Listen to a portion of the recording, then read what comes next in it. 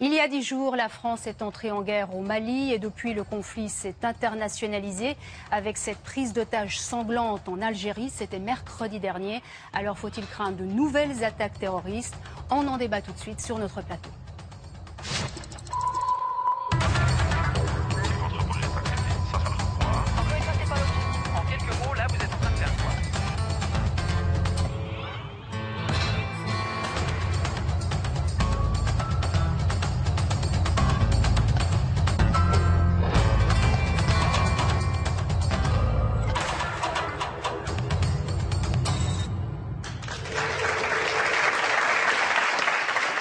Madame, Monsieur, bonsoir. Merci beaucoup d'être avec nous. Le Sahel est à nouveau au cœur de l'actualité depuis que le Mali a envoyé plus de 2000 soldats au Mali, depuis que la France a déployé plus de 2000 soldats au Mali. Et l'objectif affiché de Paris est extrêmement clair puisqu'il s'agit de contrer les islamistes qui menaçaient la capitale Bamako. Mais est-ce la seule motivation de l'ancienne puissance coloniale? Et puis cette guerre ne risque-t-elle pas de provoquer de nouvelles attaques terroristes? Eh bien nous en débattons ce soir avec nos nombreux invités. Et ce débat, je le commence tout de suite avec vous, Monsieur Ould Mohamedou, bonsoir. Bonsoir. Vous êtes professeur à l'Institut des études internationales de Genève, vous êtes par ailleurs d'origine mauritanienne, autant dire que vous connaissez très bien le Mali, ce pays voisin.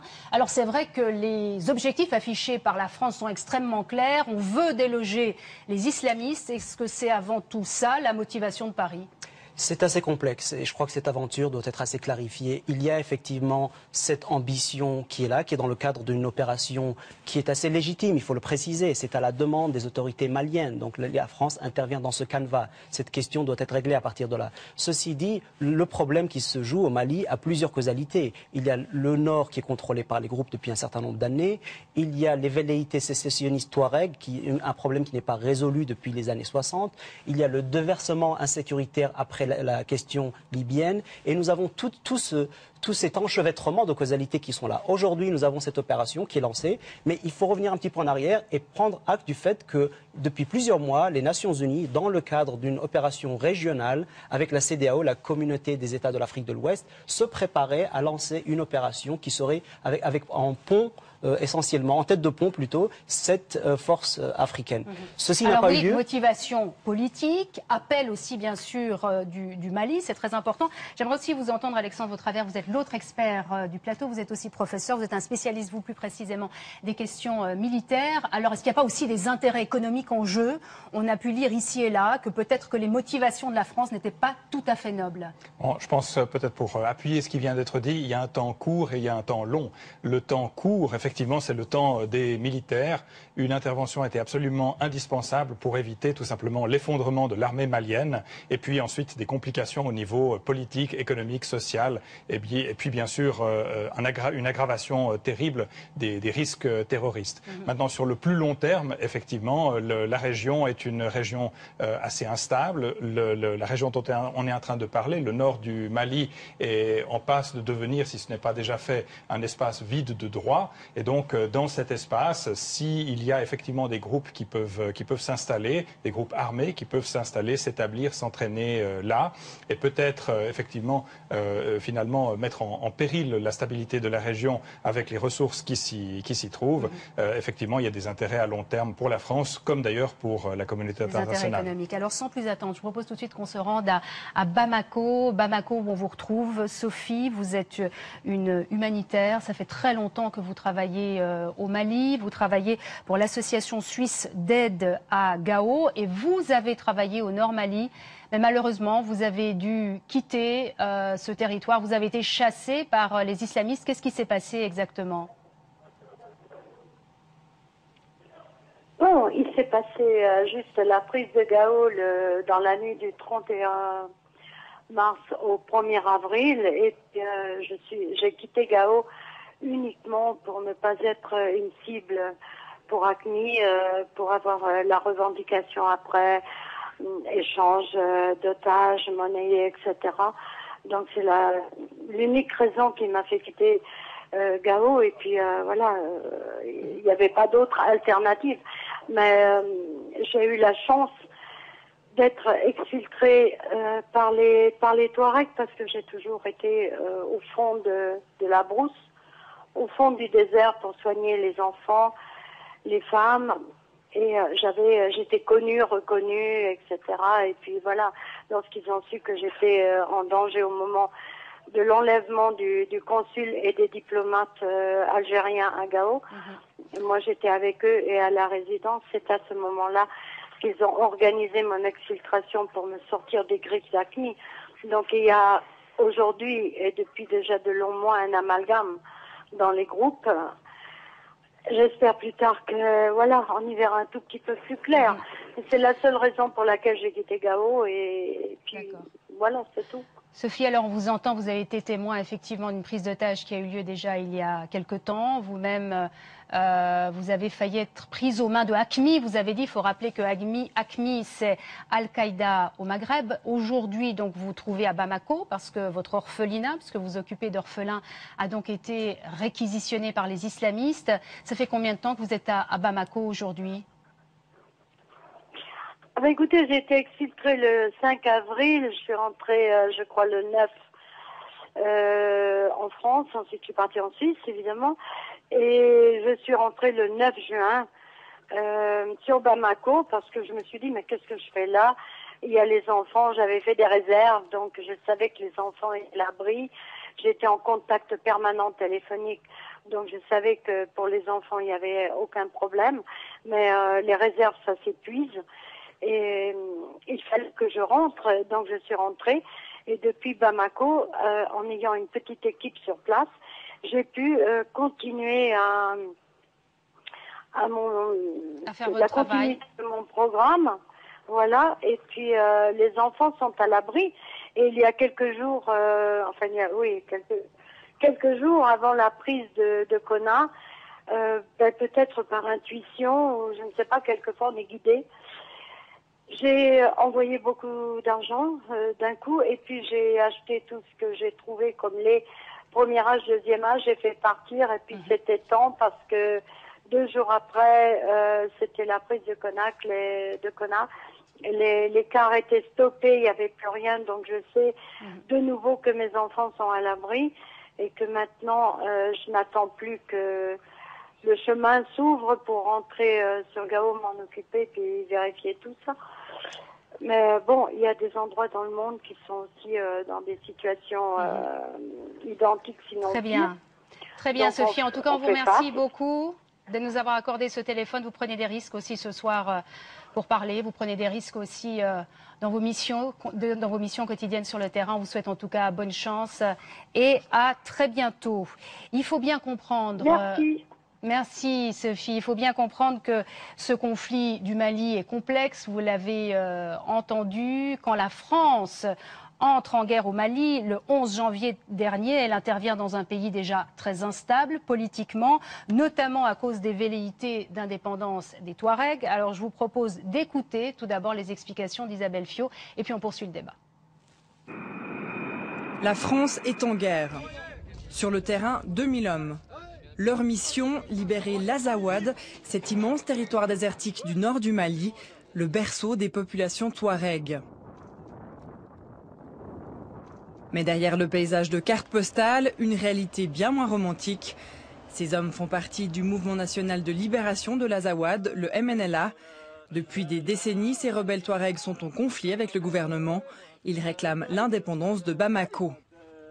Plusieurs centaines d'entre eux étaient partis combattre aux côtés de Mouammar Kadhafi.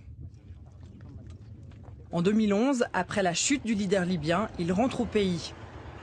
Lourdement équipés, ils attaquent l'armée malienne. La reconquête de l'Azawad commence. Pour cela, les Touaregs s'allient à des groupes islamistes proches d'Al-Qaïda. Rapidement, ils s'emparent des villes du nord, Kidal, Gao et Tombouctou. Avril 2012, les rebelles proclament l'indépendance de l'Azawad, désormais un État islamique. Le Mali est coupé en deux. Mais rapidement après leur victoire commune, les rebelles touaregs sont chassés par les islamistes. Ces derniers imposent la charia. Soumise, la population locale subit, comme en témoignent ces images rares de Gao. Les islamistes vont jusqu'à couper pieds et mains des voleurs présumés. Ils s'attaquent aussi aux symboles. À Tombouctou, ils détruisent les mausolées de plusieurs saints musulmans, des sites classés au patrimoine mondial de l'UNESCO, mais que les islamistes jugent impies. À la demande du Mali, l'ONU décide de mettre sur pied une coalition internationale. Mais après une nouvelle avancée des islamistes, les événements se précipitent. Les soldats français débarquent et partent à l'assaut de l'Azawad, ce territoire touareg devenu un sanctuaire d'Al-Qaïda.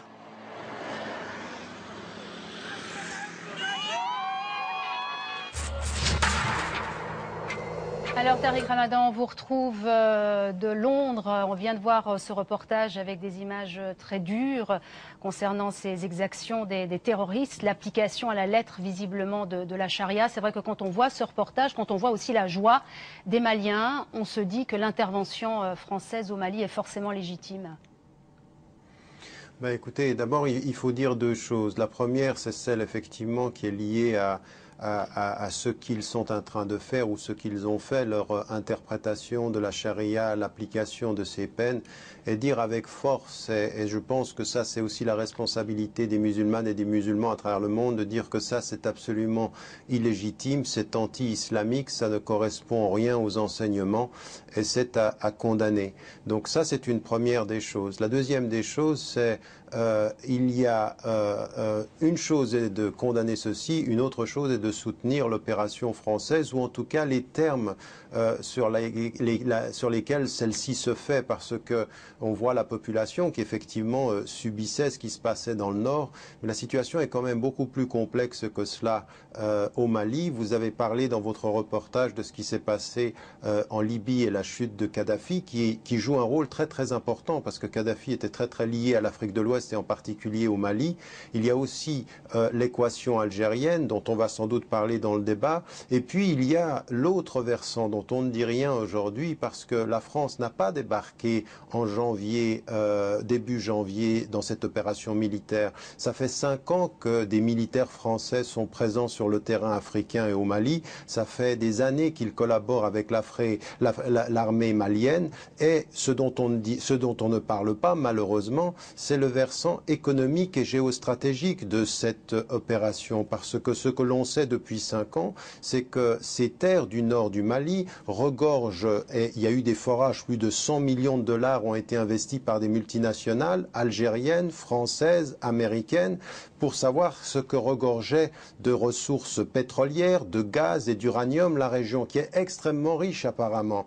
Et aujourd'hui, la France intervient au Mali à l'appel du gouvernement malien, comme pour sauver le Mali qui serait un pays ami. Je crois que cette lecture-là est très simpliste, elle est mensongère. Vous dites c'est avant tout, excusez-moi Tariq Ramadan, vous dites c'est avant tout des intérêts économiques. Vous allez même plus loin dans un papier que vous avez publié la semaine dernière. Vous dites dans le fond la France aussi cherche à redorer son blason en Afrique. Je dis que non, je dis que François Hollande avait bien besoin de cette opération, mais ça c'est quelque chose qui est marginal par rapport à ce qui est en train de se passer. Effectivement, je pense aujourd'hui que la France n'intervient pas au Mali pour la dignité du peuple malien, mais qu'elle a d'autres raisons de le faire, et que ces raisons sont de même nature que celles qui ont poussé la France ou les États-Unis ou la Grande-Bretagne à intervenir en Libye, qui était plutôt pour des questions géostratégiques que pour des questions humanitaires. Très bien. Donc vous dites que la France n'intervient pas pour la dignité du peuple malien. J'aimerais bien passer la parole à Yves Rossier. En tout cas, pas seulement. J'aimerais bien passer la parole à Yves Rossier qu'on n'a pas encore entendu. Vous êtes, Monsieur Rossier, le numéro 2 de notre diplomatie, puisque vous êtes le secrétaire d'État aux Affaires étrangères. Alors que dit la Suisse de cette intervention? Est-ce que d'après vous, elle est légitime? Vous savez, la Suisse ne va pas, même assez malaisée, d'analyser les motivations des uns et des autres. Ça, je crois que je laisse à M. Ramadan. Il y a deux aspects qui sont importants pour nous. Le premier, c'est la légalité de l'intervention. Et puis le contexte, elle se passe dans le contexte d'une opération internationale. Vous avez toute une suite de résolutions du Conseil de sécurité. C'est la seule source de l'égalité internationale. Et puis c'est celle sur laquelle il faut bien se baser. Donc de ce point-là, l'opération est légale. Le souci de la Suisse, en l'occurrence, c'est le conflit qui a été esquissé par mon voisin au début. C'est le conflit qui est sous-jacent depuis le début du XXe siècle, et c'est celui sur lequel nous travaillons dans nos efforts de médiation. Donc là, il y a un effort de réconciliation entre les populations du Nord Mali, qu'on appelle Touareg pour simplifier les choses, et qui est totalement étranger à ce qui se passe maintenant. Donc les organisations armées qui se retrouvent dans le Nord Mali maintenant sont de loin pas exclusivement composées de Maliens. Vous avez des gens qui viennent du Canada jusqu'au Pakistan. Donc ça, c'est un conflit qui se superpose à la médiation à laquelle nous travaillons, et encore une fois, qui, elle, vise à réunifier, à réconcilier les populations du Nord Mali pour sortir de cette... Un travail de médiation qui a déjà commencé bien avant, évidemment, l'intervention française. Ces rébellions récurrentes qui ont toujours rendu la situation difficile dans la région. Alors j'aimerais bien aussi entendre une Malienne qui est autour de ce plateau. Madame Keïta, bonsoir, merci d'être avec nous. C'est vrai qu'on a pu voir sur beaucoup d'images la joie des Maliens à cette intervention des Français. C'est aussi une joie que vous partagez, vous qui venez de Bamako, qui avez de la famille là-bas. Exactement, oui. Nous sommes, avec ma famille, nous sommes soulagés. Soulagés parce que je suis catholique. Et vivant ici, je me disais que si jamais ces islamistes arrivaient jusqu'à Bamako, je ne savais pas quel sort ils réservaient à mes parents. Et pourtant, l'islam au Mali, en général, est un islam extrêmement modéré. Vous m'expliquiez, quand vous étiez enfant, vous viviez en parfaite harmonie. Exactement. Les Noëls qu'on passait chez nous à la maison, nos cours étaient remplis de nos voisins musulmans. Pour moi, ce n'est pas les voisins, c'est la famille.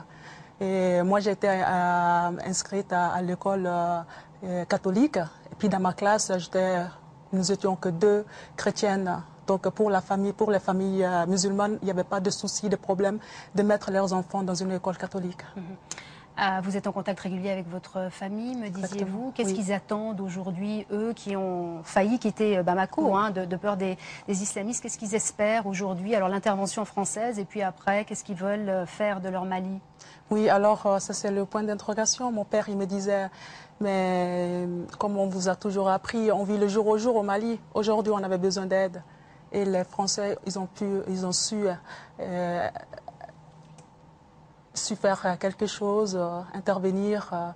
Et puis demain, on ne sait pas comment demain sera fait. Alors, ils ont quand même peur. Alors, Manuel Tornard, vous êtes aussi avec nous ce soir. Vous êtes conseiller national socialiste genevois, ancien maire de Genève.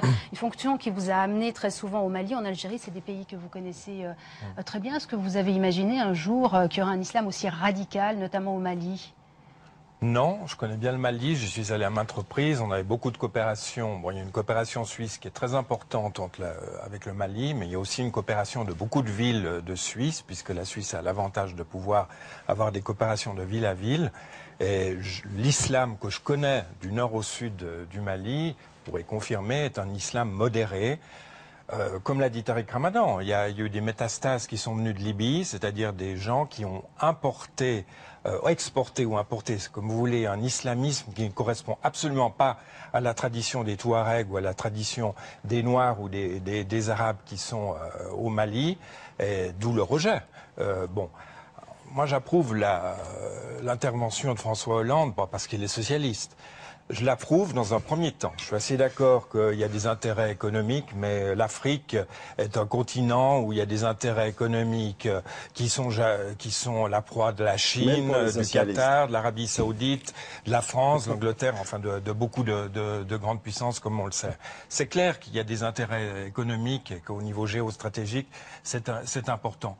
On pourra valider l'intervention de François Hollande, et je crois que Tariq Ramadan me rejoindra, une fois que tout sera pacifié, si la France, avec d'autres pays occidentaux et aussi des pays musulmans, consolide un État malien fort, luttant contre la corruption, ce que je n'ai pas vu très souvent avec les régimes précédents, peut-être le régime du président Konaré, qui était peut-être le seul qui a tenu le pays et qu'il faudrait peut-être rappeler. C'est un peu l'heure de Gaulle. On va parler il a été élu plus démocratiquement, c'est peut-être lui qui pourrait on va parler de sauver l'avenir la mise. et de l'issue de ce conflit, mais Tariq Ramadan, vous vouliez réagir à ce que disait Emmanuel Tornard?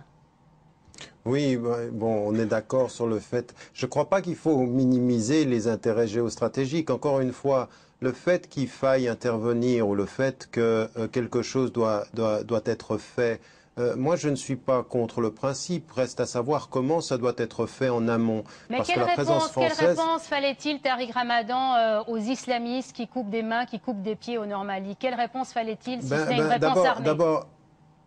C'est pas à la France de donner une réponse pour les Maliens, ce serait plutôt à l'Afrique et au Mali aussi de pouvoir gérer leurs affaires. Il faut quand même savoir que le président qui a été démis de ses fonctions,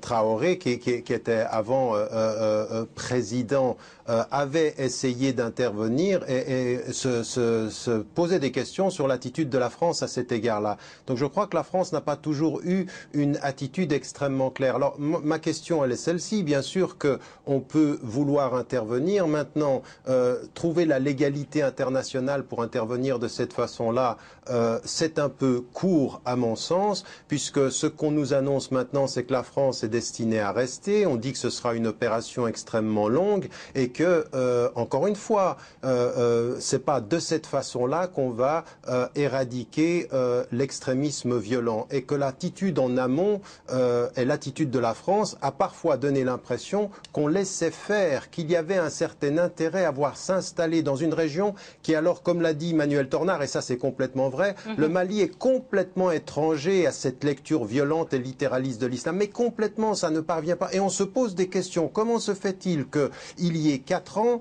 des gens qui viennent de nulle part viennent s'installer dans le Sahel pour appliquer la charia dans le Sahel, et qu'en même temps on apprend que par les services américains comme par les services français, que certains de ces réseaux sont infiltrés. Et donc ma lecture de ceci, c'est qu'on a laissé s'installer ces groupes-là avec l'idée d'une intervention, et que la France n'a pas pris la décision d'intervenir il y a quelques jours, qu'elle avait la décision d'intervenir déjà il y a quelques années. Et ce pourquoi il y a un consensus dans la classe française, c'est pas du tout parce que tout le monde chante les louanges de la position de Hollande, c'est que déjà du temps de Nicolas Sarkozy, il y avait cette idée de s'installer, et ce d'abord pour des intérêts géostratégiques. C'est pas du tout pour la valeur du sang des Maliens. Les Africains ne nous intéressent que quand on sait considérer ce qu'il y a sous le sol, les ressources minières. Une réponse, Alexandre Travers. Je dirais ça fait 5-6 ans maintenant que, peut-être pas la France, mais les États-Unis d'Amérique essayent véritablement de renflouer en tout cas les forces militaires du Mali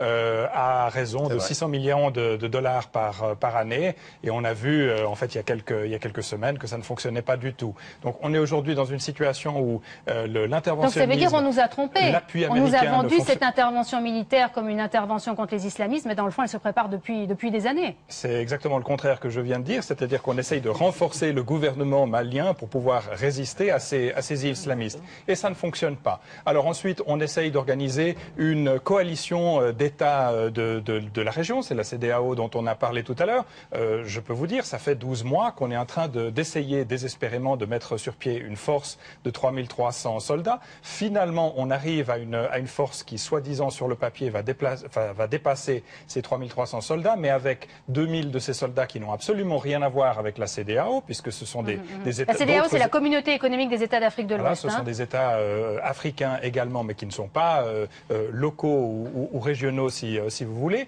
C'est une opération qui doit coûter 375 millions de dollars par année, et on va se poser dans quelques semaines, dans quelques jours, la question de savoir comment on va financer ces 375 millions de dollars, parce que évidemment ces États africains n'ont pas l'argent. Alors finalement, il faut bien à un moment ou à un autre que ce soit la France ou quelqu'un d'autre intervienne. Tariq Ramadan.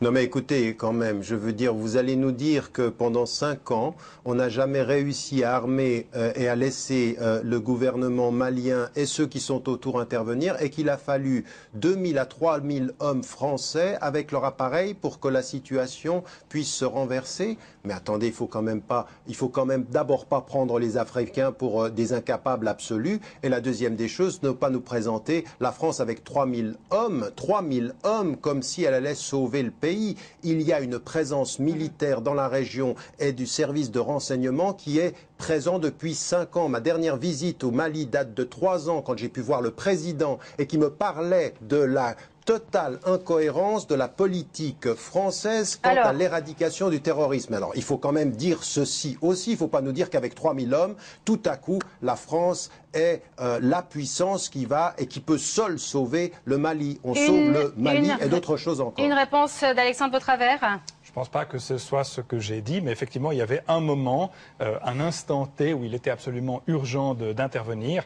Et en fait, l'essentiel de l'effort militaire français a été là pour rassurer, renforcer et souder les rangs de l'armée malienne.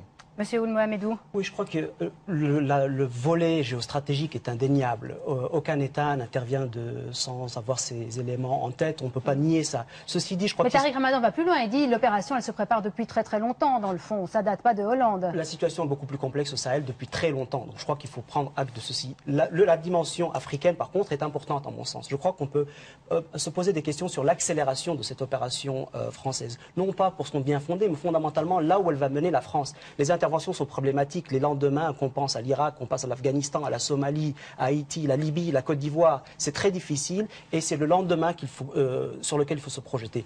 Par rapport à ça, la question Touareg, qui a été mentionnée, qui est importante, cet effort de médiation est nécessaire pour la construction de l'État sur le long terme. La médiation de la Suisse. La médiation, même dans la région, qui était entamée. La CEDEAO, c'est vrai, on sait toutes les limites de la capacité africaine à entrer en matière par rapport à ceci. Ceci dit, si l'on ne veut pas justement connaître des accusations de néocolonialisme, de recolonisation, il faut pouvoir aller dans le sens d'une capacitation de ces forces. Que s'est-il passé en Afrique centrale? Pourquoi à un appel, justement, n'y a-t-il pas eu réponse récemment lorsqu'il y a eu un problème à Bangui? C'est-à-dire que le plan onusien, le plan des soldats africains de l'Ouest, qui est encore en cours, il faut le préciser, me semble le plus viable à long terme. Ça, c'est un appel aux autres pays de la région. Mais la France se retrouve maintenant à demander ces soldats, justement. Alors, Madame Keïta, j'aimerais aussi vous entendre sur ces critiques qui sont faites par rapport à l'intervention française. Comment vous réagissez, vous, quand on vous dit, dans le fond, on vient dans votre pays pour piller vos richesses? C'est un peu ce que dit Monsieur Ramadan.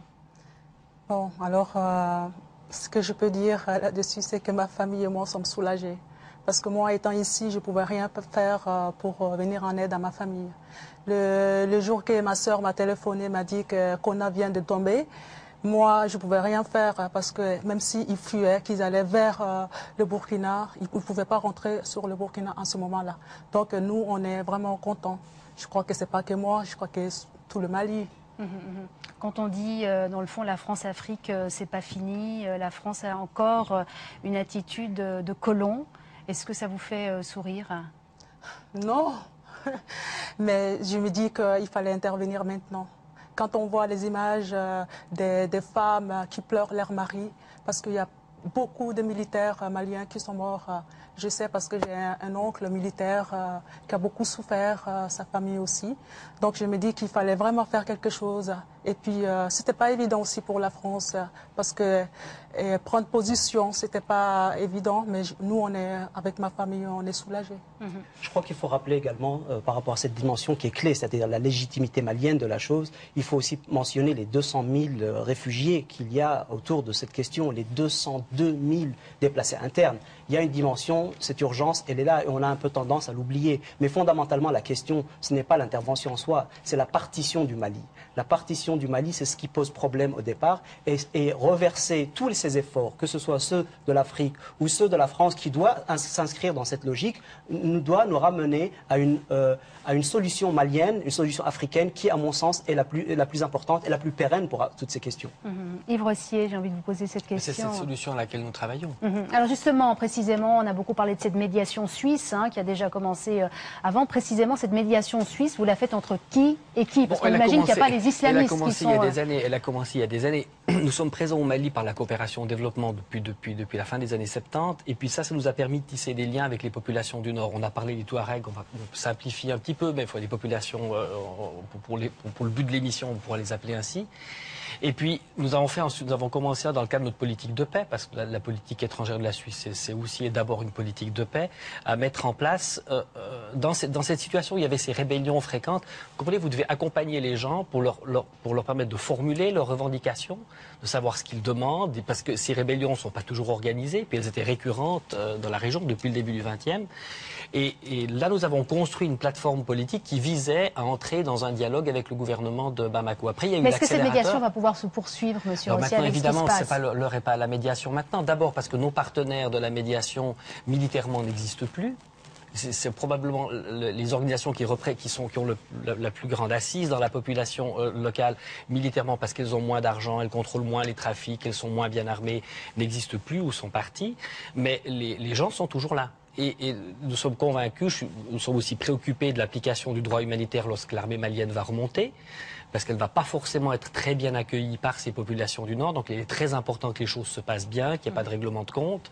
Et On puis parle déjà des premières exactions de l'armée malienne. Au-delà de l'aspect humanitaire dans lequel nous sommes beaucoup engagés, dont parlait monsieur. Est-ce que dans le fond, la Suisse n'a pas un avantage indéniable sur la France pour poursuivre cette médiation, peut-être pour œuvrer à la paix au Mali? C'est le fait qu'elle n'ait pas été précisément puissance coloniale. Elle a d'abord un avantage parce que vous ne faites jamais une médiation si on vous ne le demande pas, puis on nous l'a demandé. Alors cette crédibilité, elle est certainement due à cela, notre absence de passé colonial, mais aussi, encore une fois, notre présence sur place. On a beaucoup travaillé au Mali avec notre coopération au développement. Et ça vous permet de créer des liens, de connaître la complexité de la situation dans la région. Donc je crois qu'il y a notre engagement de coopération au développement, la crédibilité de notre position particulière. Et puis, ma foi, c'est notre Constitution qui nous demande de faire une politique de paix. Et il va de soi que la politique de paix, vous la faites toujours dans des régions qui sont difficiles, avec des partenaires difficiles. Vous la faites rarement entre la Suède et la Finlande. Le rôle de la Suisse dans cette région, Manuel Tornard? Oui, comme vous l'avez dit, on n'a pas de passé colonial et on n'a pas de présent impérial. On n'est pas une puissance impérialiste. Je crois que Tariq Ramadan le reconnaîtra. Donc on a aussi un savoir-faire et on a des atouts. On est quand même un pays qui a une diversité au niveau linguistique, au niveau des religions, etc. C'est nos atouts depuis des décennies et des siècles. Donc on va faire œuvre de médiation. Mais il faut faire la médiation avec qui? Quand vous avez un sanctuaire islamiste, vous ne pouvez pas faire de la médiation. Donc ça justifie quand même l'intervention de la France pour mettre fin, et je me réjouis d'avoir entendu Tariq Ramadan nous dire qu'il condamnait les islamistes du Nord Mali, mais je lui pose une question. Alors si la France n'était pas intervenue, pourquoi est-ce que le monde musulman modéré, le monde musulman qui respecte la diversité, n'est pas intervenu pour dire à ces islamistes: assez, vous êtes en train de discréditer une religion, vous êtes en train de discréditer une idéologie aussi.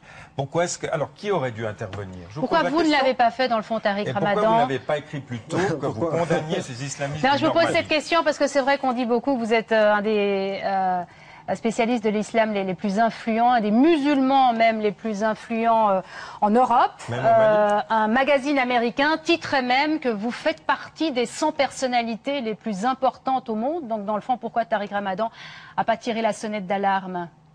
Non, mais écoutez, ma dénonciation de ceci, elle ne date pas de maintenant. Encore une fois, je suis un ami de l'Afrique et ce sont des pays que je visite depuis une trentaine d'années. Et ma prise de position, la visite dont je vous parlais il y a 3 ans au colloque international des musulmans de l'espace francophone, ma prise de position devant le président à l'époque a été extrêmement ferme dans la condamnation, mais aussi un appel à la conscience musulmane africaine d'abord et mondiale pour dire qu'il faut que nous mettions que nous condamnions ceci et qu'il y ait un véritable engagement de la conscience. Et ça, c'était aussi avec les organisations qui étaient impliquées, le Conseil des savants au Mali et beaucoup d'organisations jusque en Côte d'Ivoire, au Burkina Faso et dans toute la région. Donc cette prise de position, elle a toujours été présente et il faut effectivement qu'on soit beaucoup plus clair là-dessus et qu'il y ait des pays qui, de la région, puissent prendre des positions et puissent s'engager. Et à mon sens, encore une fois, je veux dire, on ne va pas tergiverser sur le bien fondé de l'intervention française. Il fallait effectivement intervenir, mais je pense qu'en amont, les choses auraient dû être faites différemment, comme il a été dit, de l'intérieur du Mali, de l'intérieur de l'Afrique, que quelque chose puisse être fait et que ce ne soit pas la France qui se présente comme le sauveur de l'Afrique, encore une fois, parce que ça ne légitime, il n'y a aucune légitimité autre que géostratégique. Mais le dernier point que j'aimerais mettre en évidence, c'est qu'il faut qu'on dise une chose, parce que là on est en train de parler du terrorisme et de ses conséquences. Et il faut que nous ayons une prise de position extrêmement claire, mais il faut aussi que nous ne soyons pas naïfs. Nous savons ce qu'il en a été après le 11 septembre. La condamnation du 11 septembre, elle a été extrêmement claire. L'utilisation l'utilisation par le gouvernement et l'administration Bush des terroristes pour aller frapper l'Afghanistan et protéger le pétrole et le gaz et le lithium, c'est aussi une réalité. Et qu'aujourd'hui, il y a un bon usage du terrorisme qui consiste à laisser parfois ces gens travailler, laisser parfois les choses s'installer et utiliser ceci à des fins qui sont de se présenter comme des libérateurs, des défenseurs de la démocratie, mais sans nous parler des autres intérêts. Ça aussi, il faut le dire. Et le dernier élément que j'aimerais mettre en évidence, c'est que ça nous retombe dessus en Occident. Parce que cette mentalité qu'on est en train de créer, cette radicalisation, elle nous revient dessus de deux façons. D'abord parce que n'importe qui peut faire n'importe quoi et intervenir contre des innocents en Occident ou ailleurs, et que ça donne aussi aux États, malheureusement, que ce soit en France ou aux États-Unis, des capacités de pouvoir surveiller les populations, d'avoir des politiques liberticides, de mettre des gens en prison alors qu'ils n'ont rien fait aujourd'hui dans le monde occidental. Il faudrait aussi qu'on se rende compte que toute cette question du terrorisme, elle n'est pas localisée au nord du Mali, elle a une conséquence internationale. Il faut répondre à vos propos. C'est vrai que vous avez des propos très musclés. C'est vrai qu'il faut aussi rappeler peut-être que vous-même, dans le fond, vous avez été victime de cette chasse aux terroristes, puisqu'en 2004, il faut le rappeler, les États-Unis sous Bush avaient annulé votre visa car on vous soupçonnait d'activités terroristes. Vous avez été totalement blanchi par la suite. Est-ce qu'il faut craindre effectivement qu'il y ait une surréaction par rapport à ces terroristes et qu'on accuse peut-être à tort certaines personnes, Monsieur Vautravers? Alors je ne suis pas sûr qu'on soit aujourd'hui dans ce débat en train de parler de terrorisme. On est en train de parler de groupes armés qui effectivement sont en train de prendre le pouvoir. De groupes armés divers et variés, puisque finalement les Touaregs dont il a été question ont aussi mené des actions contre le gouvernement du Mali. Donc je pense que là on est dans un état de non-droit et finalement le terrorisme peut s'installer dans des états de droit à partir peut-être justement de ce type de zone incontrôlée et disputée. Alors je vous propose qu'on parle aussi un peu de l'Algérie, puisque c'est vrai qu'on parle des islamistes qui ont sévi au Mali, mais il y a aussi eu cette prise d'otage sanglante en Algérie, près d'Inamenas, une intervention qui a commencé donc mercredi dernier, une prise d'otage qui a été revendiquée par les hommes de Mokhtar Belmokhtar, et il a fallu attendre hier seulement pour un premier bilan officiel de l'Algérie, un véritable carnage, j'ai envie de dire, puisque au total 37 otages étrangers ont été tués, sans bien sûr parler des terroristes. Alors je vous propose qu'on fasse le point et on se retrouve juste après. Les abords du site gazier témoignent de la violence de l'assaut de l'armée algérienne. Hier, le Premier ministre est enfin venu livrer un premier bilan, toujours provisoire.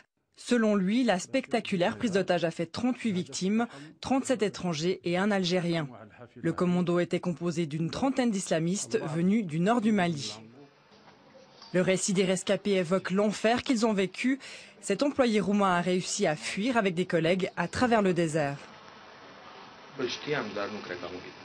Je n'étais pas un otage. Si je l'avais été, je ne vous parlerais pas aujourd'hui. Nous avons marché 35 km dans le désert. 8 personnes ont dû partager 3 litres d'eau.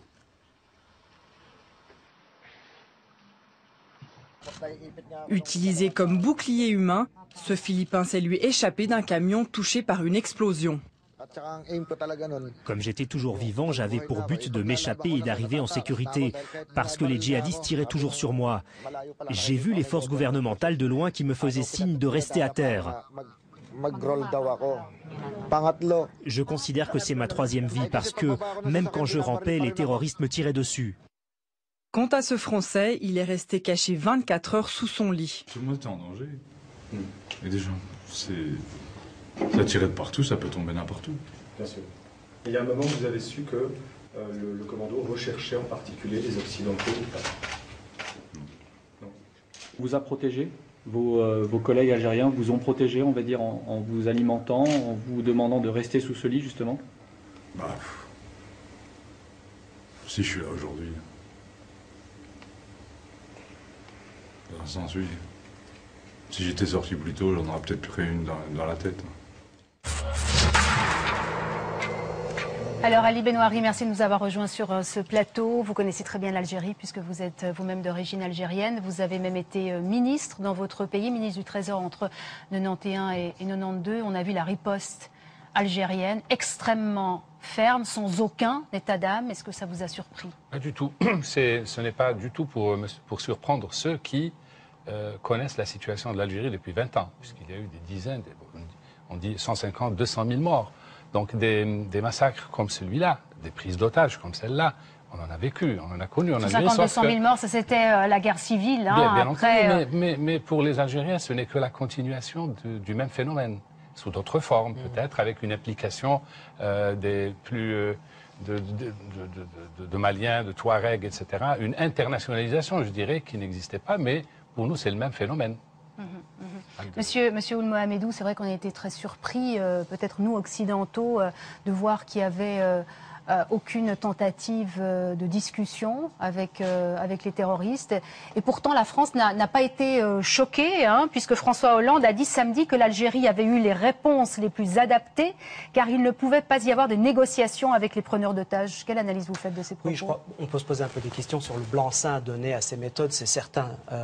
Il y a quand même des dimensions de droits de l'homme qui sont importantes, il y a un certain nombre de dimensions qui doivent être prises en compte dans l'antiterrorisme. Mais je voudrais revenir à cette question de la greffe algérienne, parce qu'il y a deux greffes sur le Mali. Est-ce qu'il y a un lien d'abord entre le Mali et l'Algérie? Il y a un lien entre le Mali et l'Algérie? Il y a les groupes armés qui sont là, c'est-à-dire que je parlais de greffe, c'est-à-dire qu'il y a le fond du problème, c'est celui qu'on a mentionné, donc la question irrésolue Touareg, mais la complexité vient aussi du fait que... Mais est-ce que véritablement, excusez-moi, est-ce que véritablement les gens de Belmokhtar ont attaqué le site gazier parce que les Français étaient au Mali et parce que l'Algérie avait autorisé le survol de son territoire par les avions français? Le fait qu'ils le disent suffit. C'est conséquent en soi. La perte de vie presque d'une centaine de personnes, les assaillants et les otages. Mais le point essentiel, c'est la filiation de cet AQMI, qui n'est que le groupe salafiste pour la prédication et le combat algérien des années 90. Donc, AQMI, c'est à l'Al-Qaïda au Maghreb. Donc souvenons-nous de cette filiation qui est importante. En plus de la greffe libyenne dont on a parlé, c'est-à-dire donc la complexité de cette situation. Il faut vraiment en prendre acte. C'est-à-dire que nous avons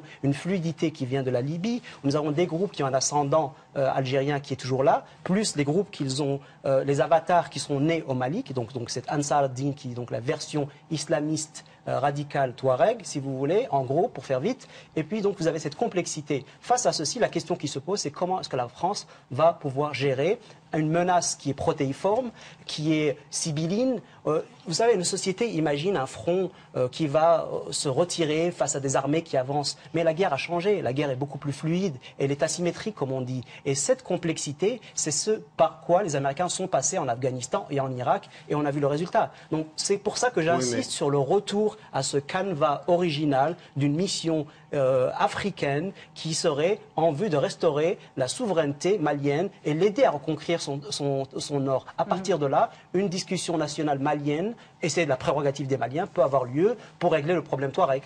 Tariq Ramadan. Oui, j'aimerais juste dire une chose par rapport à ça, parce que moi je suis complètement d'accord sur le fait qu'il faut trouver une équation qui soit malienne et qui soit africaine. Deux questions se posent quand même par rapport à l'opération en Algérie. La première, c'est qu'encore une fois, on entend des responsables politiques algériens qu'ils ont l'habitude de ceci et que sur la base de l'expérience, on doit justifier le type d'intervention. On a deux questions à poser. Comment se fait-il que dans cette situation tout à fait dangereuse pour tout le monde, en l'occurrence au Mali et au sud de l'Algérie, des personnes, des groupes comme ceux-ci réussissent aussi facilement à prendre possession de cet espace? Et ça, c'est la question qui a été posée par le gouvernement japonais, à mi-mot et sous mot couvert, mais c'est bien la question qui posait. Comment est-ce que c'est possible que ceci se passe en ces temps-là? Ça, c'est une première question. La deuxième question, il ne faut pas du tout la minimiser. Et implicitement, vous avez posé la question, nous, on est choqués en Occident sur ces méthodes-là, mais il faut qu'on soit tous choqués en Occident, en Orient, au Sud, au Nord, à l'Est ou à l'Ouest. C'est choquant de donner aussi peu de crédit à la vie des personnes, de ne pas négocier, de tirer sur tout ce qui bouge jusqu'à tuer des otages et à tuer des gens. C'est pas parce qu'on lutte contre des extrémistes ou des terroristes ou des personnes qui peuvent, eux, user de moyens absolument abominables que nous, on peut de notre côté justifier au nom de la défense de déshumaniser les gens qui sont des preneurs d'otages ou qui sont des otages. Ça n'est pas possible. Parce que si on entre dans cette logique-là, jusqu'à où peut-on aller? On ne peut pas déshumaniser même l'ennemi, même le pire. Encore une fois, on On ne peut pas déshumaniser jusqu'à Ben Laden. Ben Laden était un homme qui avait, et dont le discours était quelque chose d'inacceptable, dont l'action est inacceptable. Mais quand on peut juger un homme, on le juge, on ne se réjouit pas de son assassinat. Eh bien, c'est la même chose avec tout le monde. Je pense que l'attitude que l'on a par rapport à l'Algérie et cette attitude de la France d'accepter ceci, elle l'accepte pour des questions d'alliance stratégique. Mais en termes de droits humains, on ne peut pas accepter de traiter un être humain de façon déshumanisée. Ça n'est pas acceptable que ça vienne de l'Algérie avec 100 ans d'expérience ou de n'importe quel pays dans le monde. On vous a bien compris, Ali Benouari. Oui, ma réponse n'était pas du tout une façon d'évacuer votre question, pas du tout. Les enjeux aujourd'hui sont simplement nombreux. Il y avait un enjeu en Algérie, un enjeu, disait-on, islamiste ou lié à la démocratisation de l'Algérie. Aujourd'hui, il y a d'autres enjeux. Il y a l'enjeu des Touaregs. C'est quand même une population qui lutte pour restaurer ses droits, recouvrer ses droits depuis un siècle. Et c'est un problème qui va demeurer tant qu'il n'est pas résolu. Et je suis d'accord avec notre ami mauritanien pour cela. C'est la matrice de cette affaire. Sans la question Touareg, il n'y aurait pas aujourd'hui de crise malienne. Comment vous expliquez, Monsieur Benouari, comment vous expliquez, vous qui connaissez bien l'Algérie, qui avez été ministre, qu'un site gazier d'importance nationale, un site gazier qui visiblement produit 18% du PIB algérien, ait pu être attaqué comme ça par des islamistes? C'est un site qui représente aujourd'hui effectivement 18% des recettes d'exportation algérienne et bientôt 30%, dit-on. Donc c'est quelque chose d'énorme. Je sais, comme beaucoup de gens, que les sites pétroliers et gaziers sont sécurisés. Pourquoi celui-là en particulier ne l'est pas? Le plus grand scandale, le plus grand étonnement, le plus grand questionnement, il est là. Mais je suis désolé, je n'ai pas de réponse à cette question. Je ne peux qu'être choqué et m'étonner comme vous. Cela étant, il ne faut pas faire l'économie de la réflexion et du débat. Je disais qu'il y avait plusieurs problématiques qui se superposaient. Il ne faut en négliger aucune. Il y a la question islamiste. Pour moi, c'est des seigneurs de guerre. Ce sont des terroristes. Ils ne méritent pas qu'on les affuble de l'étiquette de musulmans ni d'islamistes. C'est infamant pour tous les musulmans de la planète. Est-ce que ça reste des êtres humains? Ce sont des seigneurs de guerre qui... Est-ce qu'on peut les liquider? Est-ce qu'on peut les liquider non, pas du tout. Qui masquent leurs agissements, leur trafic, leur sale trafic en tout genre, par l'étiquette religieuse.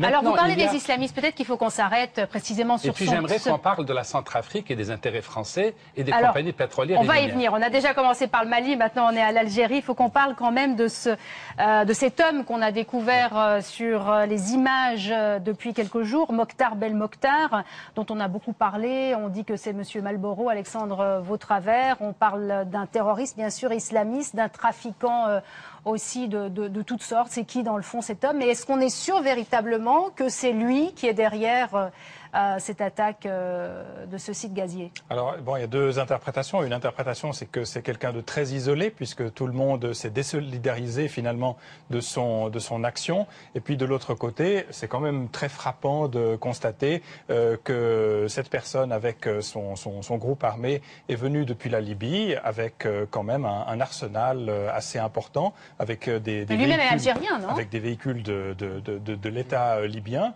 Et moi, si je pouvais faire un lien entre toutes ces trois situations, puisque maintenant on est au troisième pays dans cette discussion, c'est qu'il faut absolument éviter qu'il y ait des secteurs, des territoires qui soient absolument incontrôlés et vides de droit, parce que on a parlé du nord du Mali, mais on pourrait parler de la Libye. Il se passe des choses assez dangereuses. Alors l'autre question qu'il faut poser ce soir, c'est s'il ne faut pas craindre de nouvelles attaques terroristes. Certains le redoutent, en tout cas, que ce soit dans les pays du Sahel, mais même peut-être en Occident. Qu'est-ce que vous en pensez, Tariq Ramadan? Certains disent il y aura peut-être de nouveaux Mohamed Merah. Rapidement, on a aussi pu lire que parmi les djihadistes qui ont attaqué ce site gazier en Algérie, il y aurait eu des Français.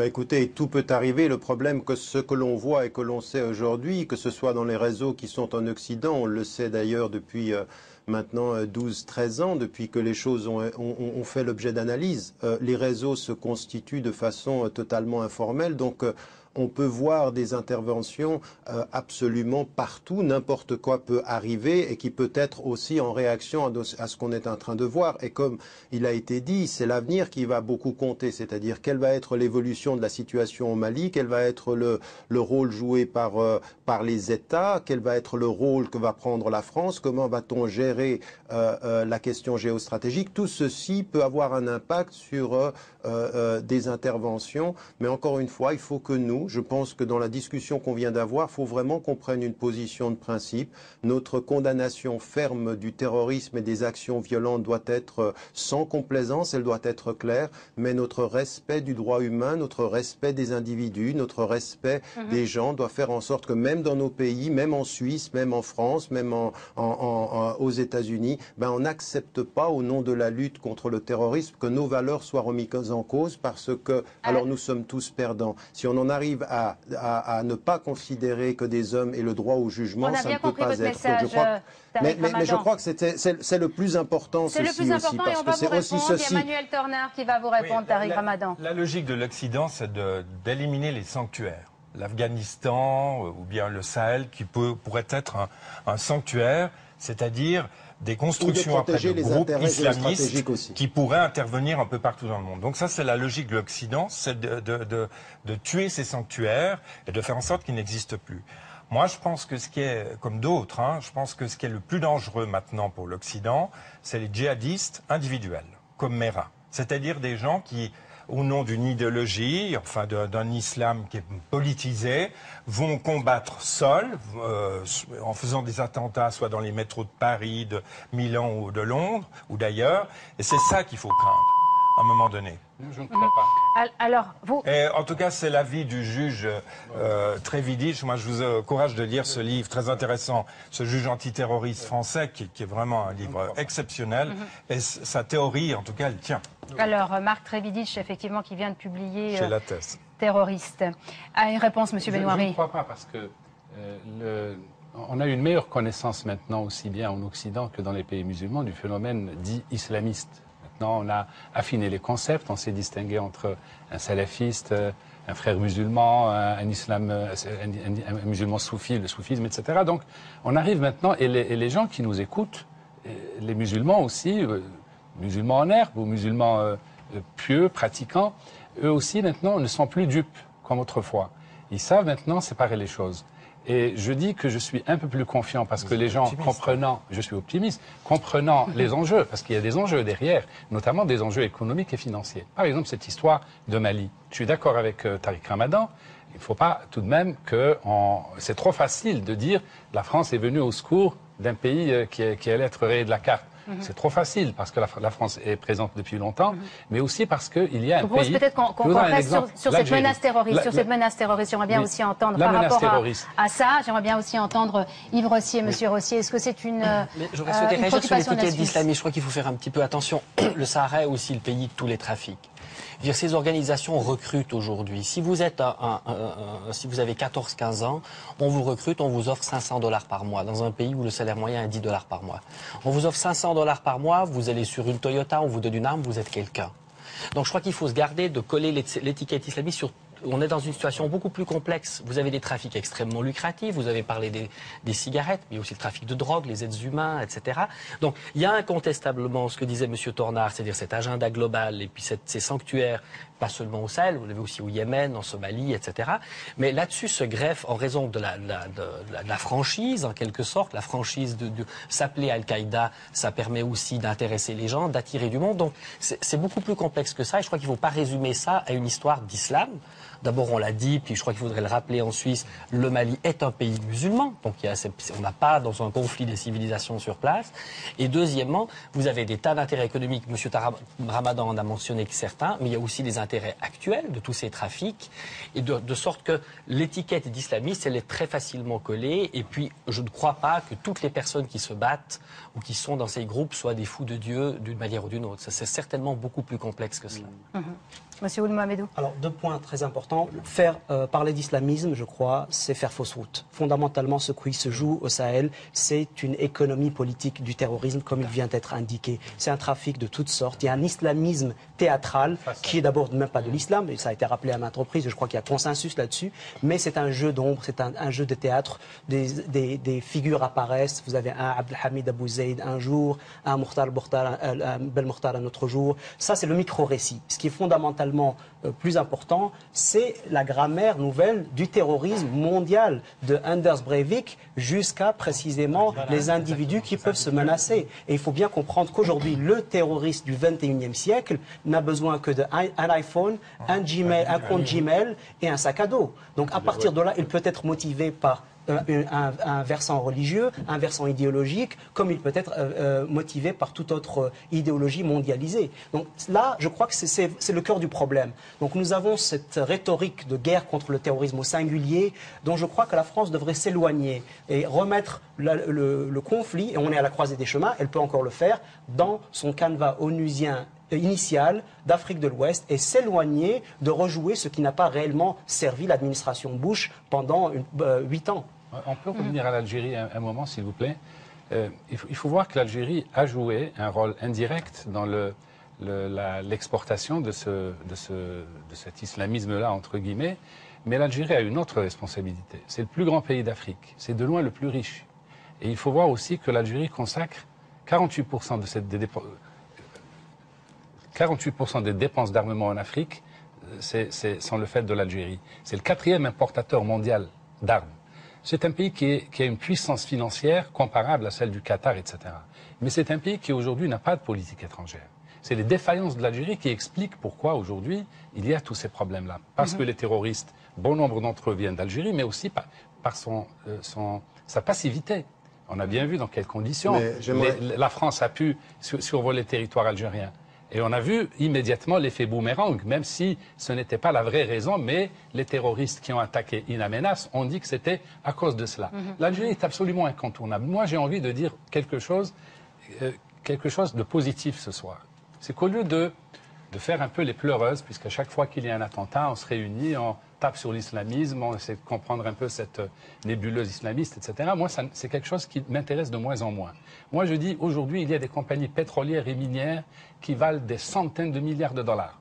Tariq Ramadan a souligné la richesse potentielle du Mali. Et il n'y a pas que le Mali. Tous les pays avoisinants sont extrêmement riches. Et pourtant, c'est là qu'il y a le plus de pauvreté. Le Sahel est l'une des régions les plus pauvres de la planète. Est-ce qu'on ne peut pas dire aux gens qui profitent de cette situation et qui seraient les premiers bénéficiaires de la sécurité et de la paix revenue de contribuer à un plan, à un fonds de développement pour le Sahel de 100 milliards de dollars, c'est rien du tout, peanuts pour eux, et ainsi les compagnies pétrolières et minières qui opèrent dans cette région, des pays comme l'Algérie qui tirent l'essentiel de leurs ressources, de l'exportation d'hydrocarbures et la Libye, etc. Pourquoi est-ce que tous ces pays-là ne s'assieraient pas autour de la table et tout en réglant la question Touareg, dont il faut dire par ailleurs que c'est la sécheresse et la misère qui a amené les Touaregs à se révolter régulièrement. Bref, pour dire simplement 2 choses. Inégalité, corriger les inégalités dans la répartition des richesses et corriger les inégalités dans la répartition du pouvoir, puisque les Touaregs, c'est aussi une de leurs revendications. C'est un très beau projet, en tout cas un projet louable. Tariq Ramadan, une réponse par rapport à ça? Oui, moi, on peut. Vous je pense qu'il faut rester réaliste.